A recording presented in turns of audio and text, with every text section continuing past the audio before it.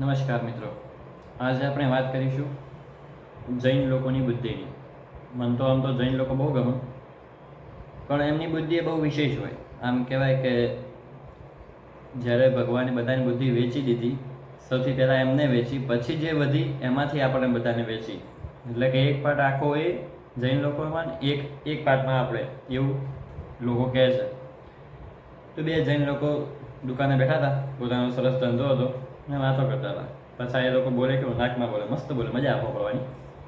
ત્યાં ભાઈ ગોધીજી બુદ્ધિ બહુ નહીં, એટલે મોટો ભાઈ હા બુદ્ધિ બહુ ગોધીજી કેવું જન્મ્યા કે પોરબંદર, પણ રાજધાની દિલ્હી સ્થાપે, એટલે કે ભલાકા છે. મોટો ભાઈ કે હા કે બુદ્ધિ તો ગોધીજી બહુ સરસ. પછી નાનો ભાઈ કે હે ભાઈ ગોધીજીની એટલી બુદ્ધિ આવી ચોથી? તો મોટો ભાઈ કે એનું કારણ ખબર હતું? એ કે બકરીનું દૂધ પીતા, કે બકરીનું દૂધ. તો કે હારો આપણે બકી લઈએ. પણ હવે બકી લાયા, હવે ચરાવાનો પ્રશ્ન, કે વાણિયાનો દીકરો કોઈ જંગલમાં શોભે નહીં, તો બે વણિયા બકરી લાયા. પછી ચરાવવાનો પ્રશ્ન ઊભો થયો, એટલે પાછી કે હારો આપણે બુદ્ધિ દોડાવો, આપણે બુદ્ધિવાળા કે બુદ્ધિ દોડાવો. તે બુદ્ધિ દોડાવી એમને. દુકાનની બહાર બોર્ડમાં દીધું કે જે બકરીને ચરાઈને આવે હોય સાંજ સુધીમાં, એક દિવસમાં, એનો હજે 500 રૂપિયા આપવાના. તે બીજા દાડે તો લાઈન થઈ જાય, આખા ગામની પબ્લિક આવી જાય બહાર, કે શેઠ તો કે બસ 500 રૂપિયા આલે બકરી ચરાવી લેવાના, 500 રૂપિયા આલે બકરી ચરાવવાના. આખી લાઈન થઈ જાય. કે એટલે બધા કહે ભાઈ મસ્તી નહીં. વણિયા આવ્યા, દુકાન ખોલી, કહે ભાઈ મસ્તી નહીં, લાઈન છે, બધાને મોકો મળશે કે લાઈનમાં ઉભા રહ્યા. કે લાઈન છે, બધાનો વારો આવશે. તો કે સારું. પછી વણિયાએ શરત મૂકી, એક શરત મૂકું કે તમે બકરી લઈ જાઓ અને ચરાઈને લાવો, પછી હું ટેસ્ટ કરીશ. જો બકરી ધરાયેલી હશે તો તમારી ઇનામ મળી જશે 500 રૂપિયા, નકર કે નહીં મળે. તો જે ચરાવવા માટે આવ્યા હતા ગામવાળા, એવાને કીધું સારું. તે એક જણ લઈ ગયો, 2-3 કલાક બકરીને ખૂબ ચરવી, પાછો લાગે. પછી વણિયાએ કેવું કરેલું, એક રજકો લાઈન, થોડો રજકો લાઈન રાખેલો.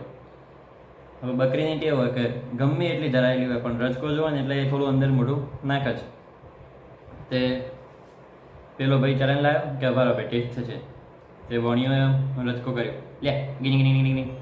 તે બકરીએ મેં કરતી થોડું મોઢું મારી લીધું. પેલો કે હેડ હેડ ભાઈ આ ધરાયેલી નહીં, જા. એમ કરતાં બીજા દાડ બીજો આવ્યો, એનોય ટેસ્ટ કર્યો.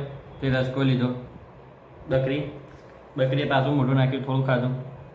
પેલા એમ કરતાં આખું ગમ થાકી ગયું, પણ બકરી ના ધરવાની. અડધા તો આખો દાળો નાખ્યો, આખો ચોય બધી 5-6 કિલોમીટરથી ચાલે ના, પણ બકરી અમદામ ધરાય નહીં. વણિયા ખબર પડે કે આ રસ્તો સારો આપણે રોજ બકરી ચાલે, કોઈ પૈસા હાલવા પડતા નહીં. પછી આ વાત જેમ જેમ નવા બનેલા ગામના દરબાર સરપંચને ખબર પડી કે ગામ ભેગું થયેલું પાદરે એને બધું બળાપો કાઢા, શેઠને બકરી લાવ્યા છે ને આપણે બકરી ધરાઈ એકતા નહીં, શેઠ બકરી લાવ્યા છે ને આપણે બકરી ધરાઈ એકતા નહીં. તો દરબાર દૂરથી જોઈ જાય, ઇવન હારી ફાટી કે હું વિશ્વાસની દરખાસ્ત મૂકી શકું. તો બાપુએ બૂમ પાડી, હું ઠીલે તો કે કોઈના બાપુ આ તો કોઈ તમારે કોમ નહીં. અરે કે હું તમારે કોમ નહીં, ત્યાં ગામવાળા બધા ભેગા છે, હું ગામનો ધણી, એવું થોડું ચાલે કે આવું તો પલાંગી. અરે કે બાપુ ના એવી કોઈ મોટી વાત નહીં. તો કે ત્યાં ભેગા કરવા છે. અરે કે બાપુ પેલો શેઠ બકરી લાવે કે હા કે એ તમે સાંભળ્યો એની વાત, પણ કે બાપુ એવું છે કે બકરી ધરાતી નહીં. તે પછી બાપુને બધી મોડીને વાત કરી. તો બીજા બાપુ પહોંચી જાય દુકાને. તો શેઠ આવો બાપુ આવો બેહો. શું કામ પડ્યું શેઠ અમારું તમારે? કે શેઠ તે બકરી લાવે, હા લાવે ને બાપુ બકરી લાવે, હા બકરી લાવે, સરસ લાવે. કે સરસ કર્યું, લાવ કે ચમ બાપુ કે ચરાવ. અરે કે તમારે જવા તો બાપુ હોય તો ગોમાં લાવશે, ચરાવી ના લાવશે, તમે બેહો કે તમારે શું જોવો છે બોલો. અરે કે ના કે લાવો, ચરાવીને લાવો. અરે કે બાપુ એમાં શું એક મોટી વાત છે, એ તો કે પણ પેલા ગોમાળા ચરાઈને લાવશે કે બાપુ કે હું મોટી વાત એટલે કે હું 500 રૂપિયા લો તમે કે અત્યારે મજૂરી જઈએ તો 150 રૂપિયા મળે, તમે 500 રૂપિયા લો. હા પણ કે બાપુ લઈ જાવ એટલે લઈ જાઓ, પણ કે એક શરત છે, આપણને ખબર ને કે તમે અહીં આવશો એટલે કે હું ચેક કરે. તો દરબાર કે સારો. દરબારે એવું કર્યું, બકરીને વાડીએ લઈ જાય, રજકો રાખ્યો થોડો. રજકો એટલે કે એક પ્રકારનું ઘાસ આવે એવું રાખ્યું થોડું, અને એક મસ્ત પાવડાનો હાથો કાઢ્યો, મસ્ત જાડો ભૂમ. બકરી નામ કરે, લે ગીની જેવું બકરી મોઢું નાખે ને એટલે એક ફેરવીને ધોકો મારે, એટલે બકરી ભય પડે.